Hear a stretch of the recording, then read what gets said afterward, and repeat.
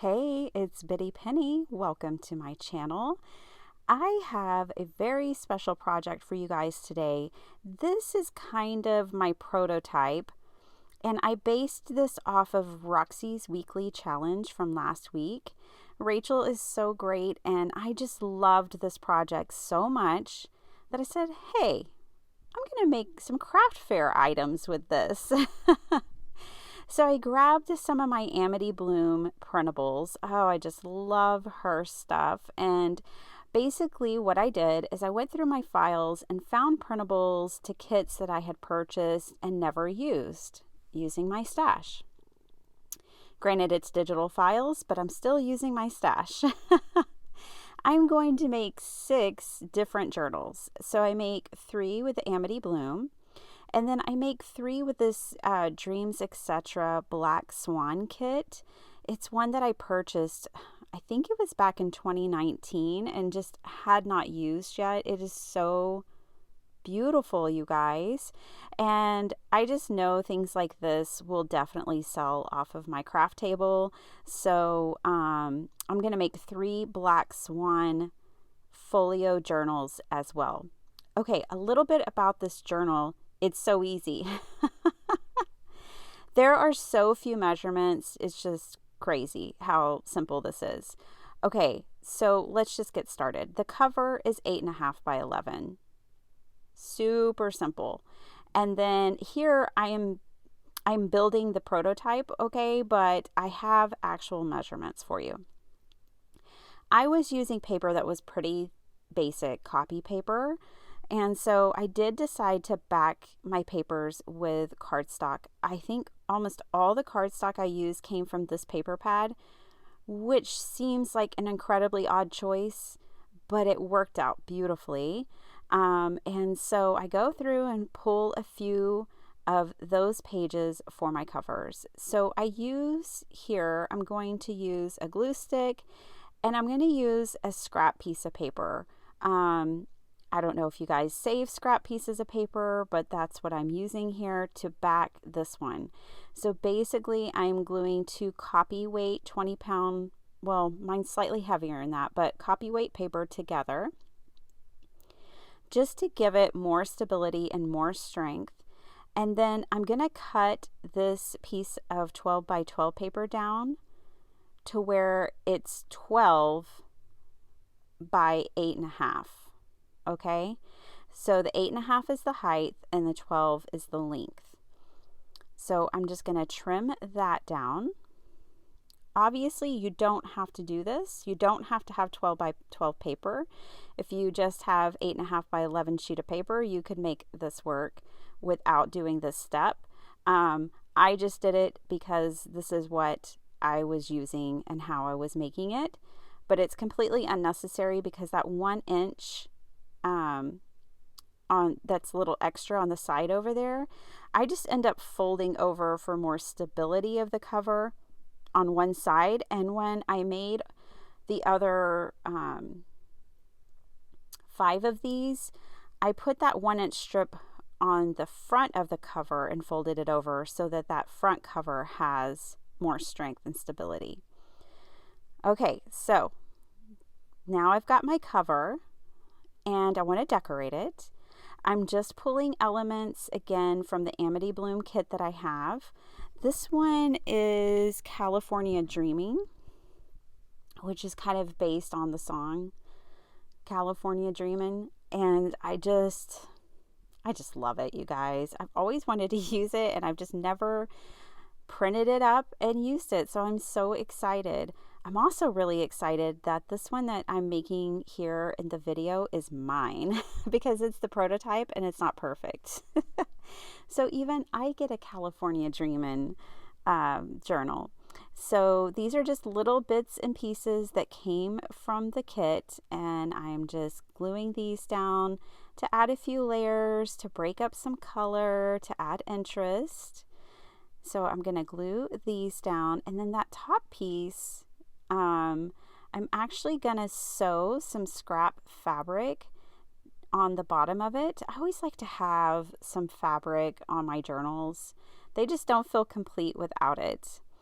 So At first I was going to take a very simple approach and make these a lot just more basic and sell them for $15 each. And then when I went extra, I was like, no, they have to be at least $20 each for the time that I've put into them.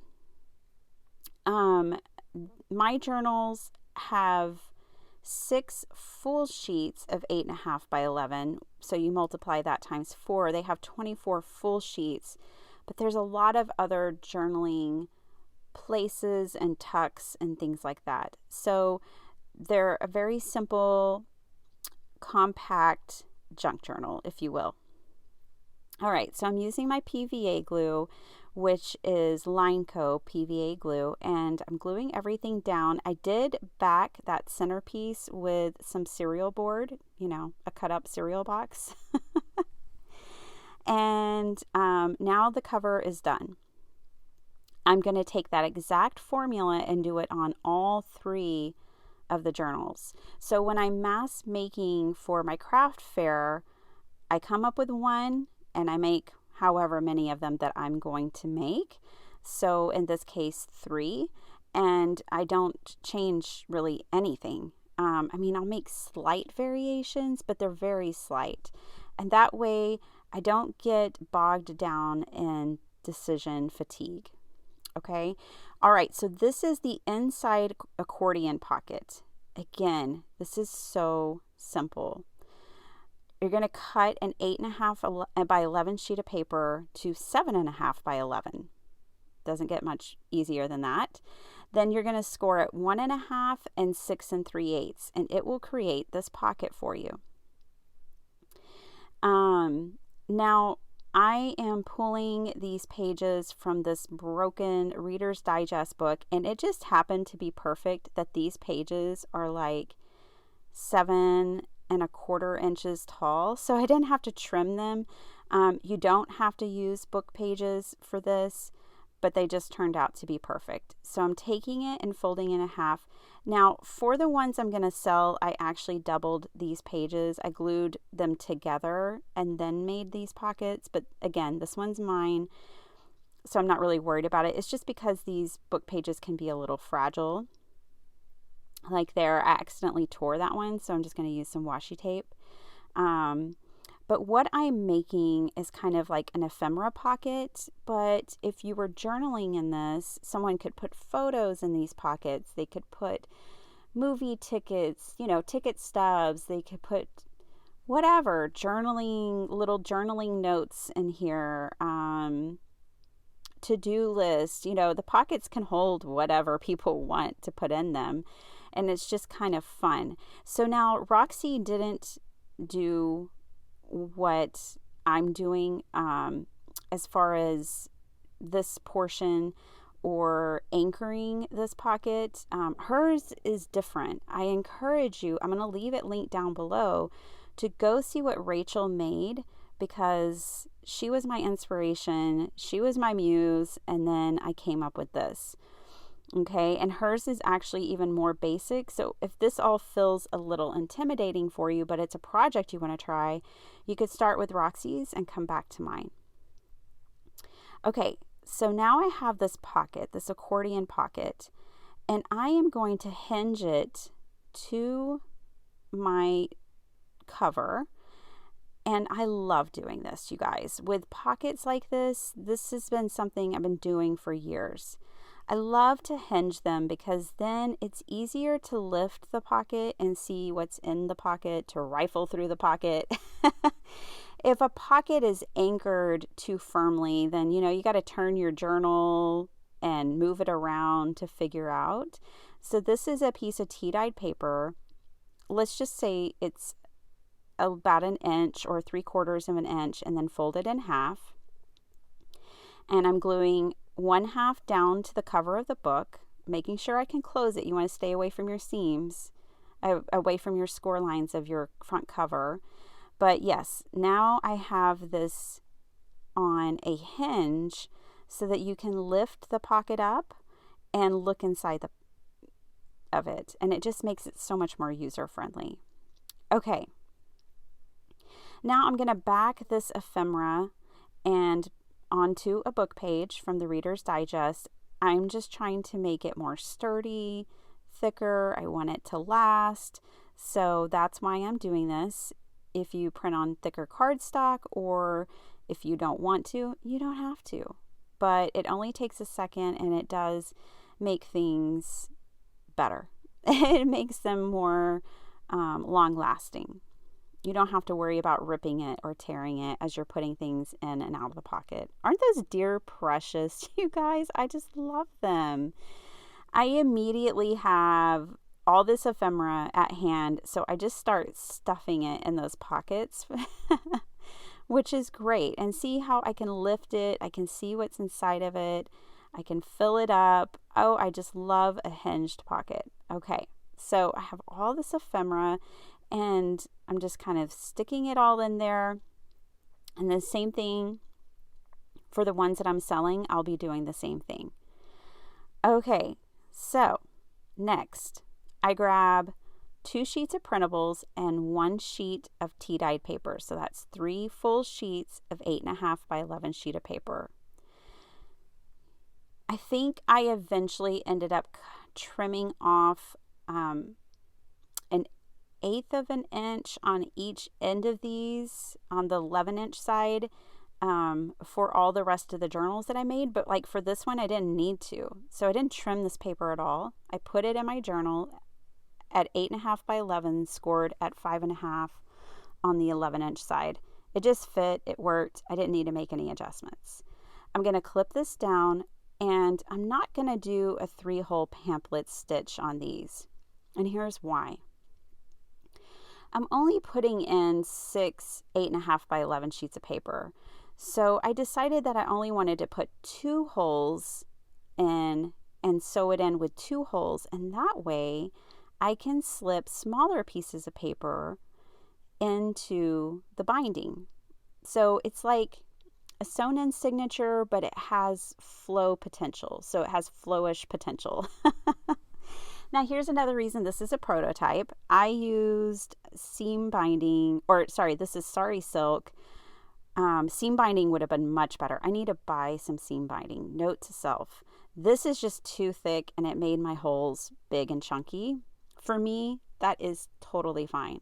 For a customer, I'm very particular. Quality control is tough around here, you guys. The inspectors are very particular. So I wouldn't make this for anyone else. For all the other journals that I made, I didn't put the seam binding there, or the Sari Silk. I put waxed book binding thread, and then I tied the Sari Silk as a decorative piece, which you'll see at the very end of this video when you see the Black Swan edition of this journal. Okay, so now I'm looking through and I love it. So here's a journaling spot.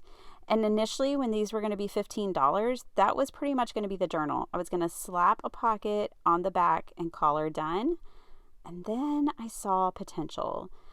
So, but first, let's get this taken care of. I was trying to figure out how I wanted to have a closure on this. And of course I could use Velcro. That's a very bitty penny move.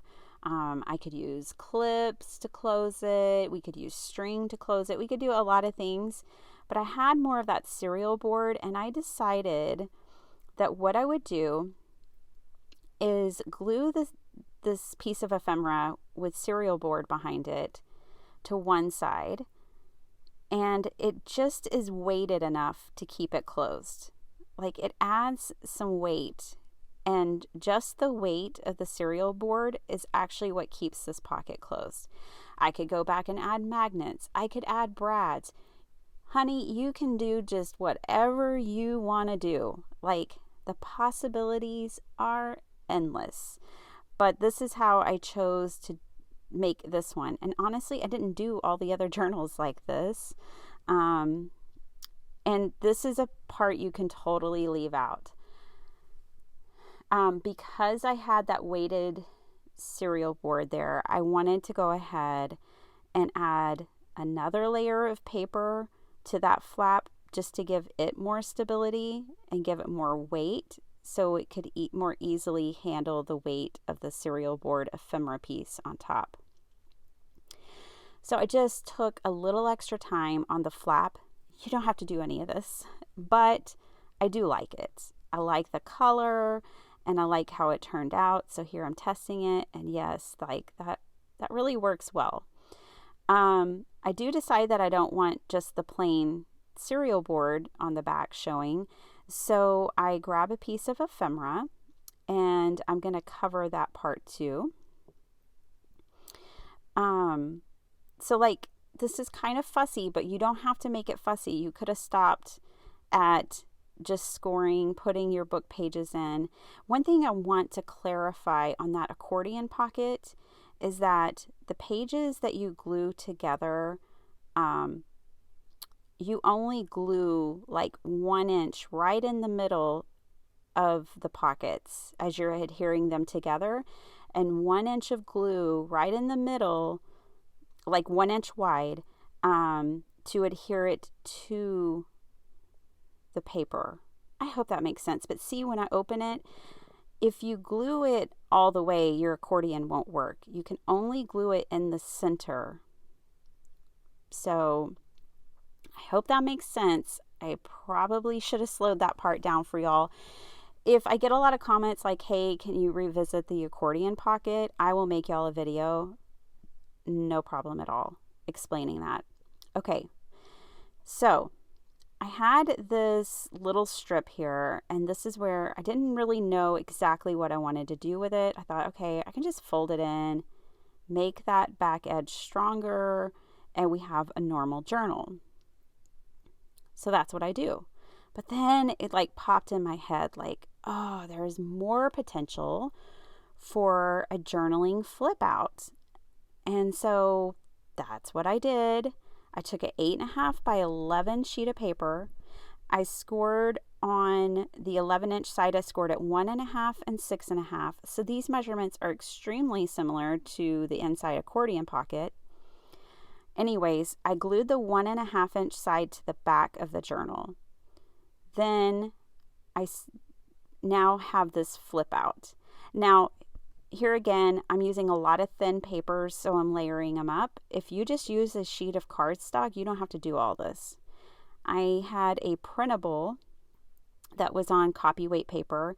I added a book page from a cooking book. See, that's just a printable back there.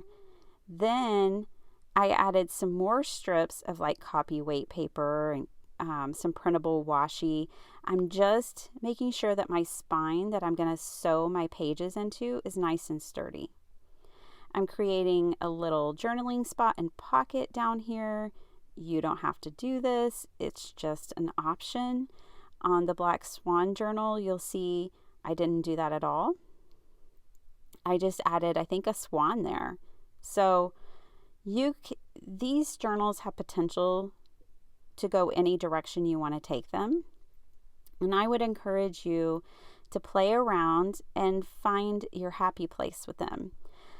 I am really happy with these and the fact that I'll have them on my next craft fair table.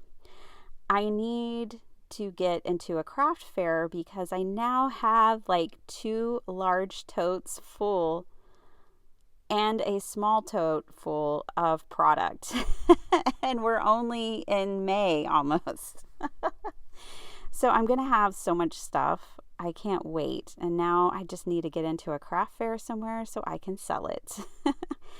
I think I could sell it on Etsy, but Etsy fees are so expensive. I'm just kind of not interested. I am toying with the idea of selling them on my Bitty Penny website. I just don't have a storefront set up there. And, you know, we'll see. We'll just see. But now I have this journaling spot flip out. See how that works? I'm thinking about my journaling spot flip out and how it's going to be closed, what's going to keep it stable. Am I going to like this feature? And I do. So since I like it, I keep going, and I'm measuring everything out. So I didn't write this down, but I already know the answer. Okay, I took 8.5 by 11 sheets of paper. On the 11-inch side, I cut it down to 8.5. So basically, I have 8.5 by 8.5 sheets of paper here.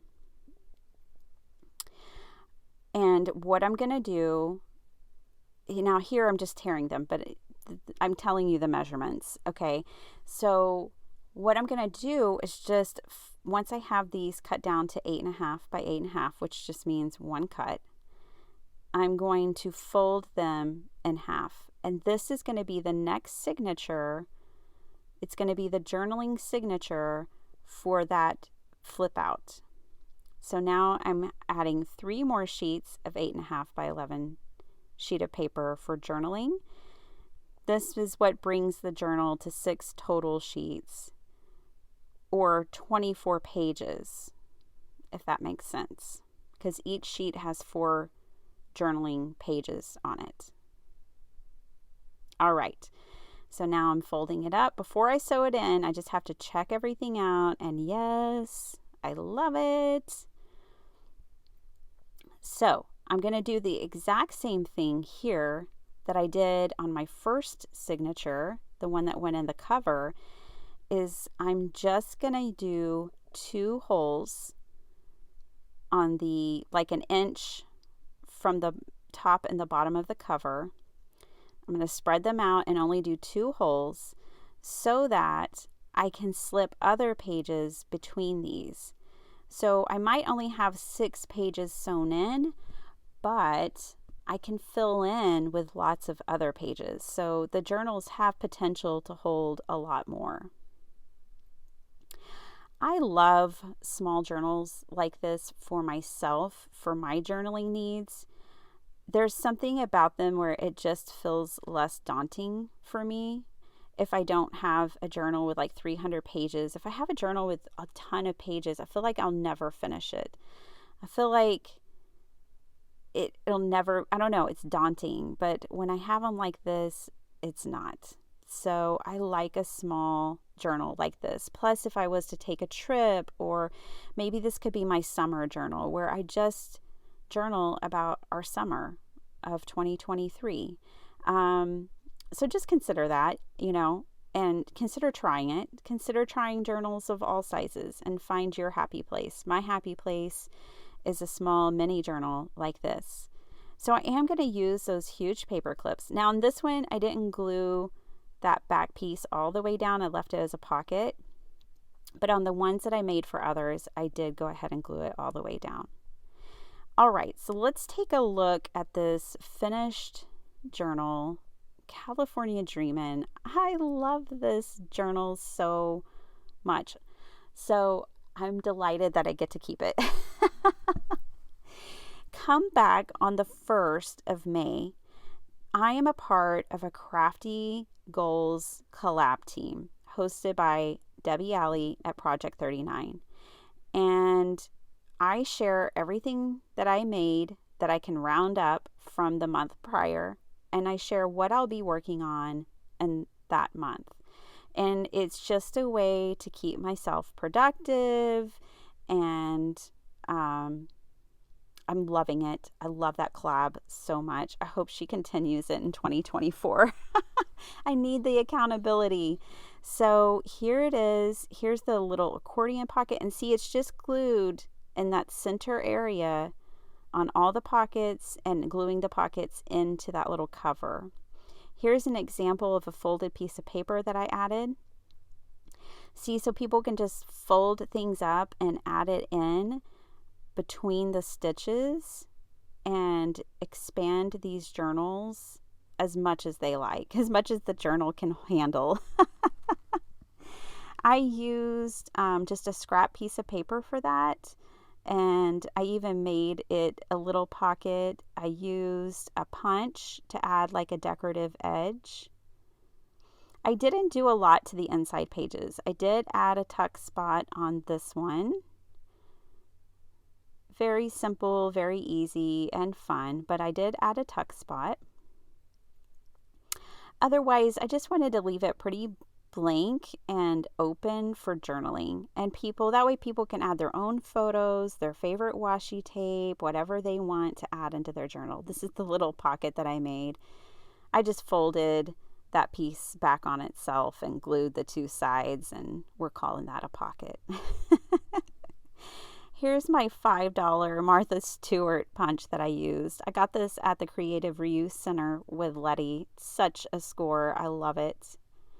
And then I added a pocket here on this back journaling flip out portion. And now I can flip this part out. And to journal here, I would close the front cover and then open this back part if I had like limited space. But here is this journaling spot. Again, I did make that a pocket. You could put a pocket on that yellow page there. I just didn't want to cover anything up. I think I might go in with like a piece of tulle or sheer lace and make a pocket like that there. But that'll be something I do when I'm using the journal. So I hope you guys enjoyed this process, the tutorial. I hope you'll give this journal a try. I'm going to leave the dimensions for you down in the description box. Here is the Black Swan. I think she's absolutely lovely.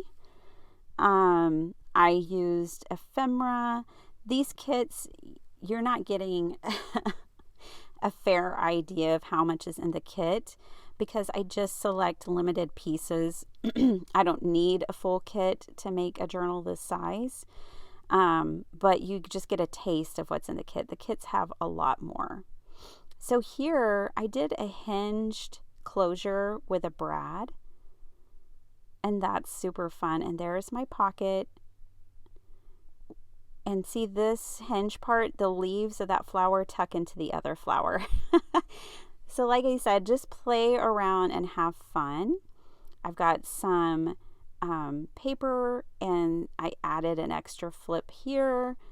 I mean, each one did come out just slightly different than the other. I had so much fun playing with these and making these. This ephemera kit, I want to show you this. It's just one of those white hang tags, and I decorated it with a prima flower and a quote. I put it on a paper clip, like super simple, not fancy, but lots of fun.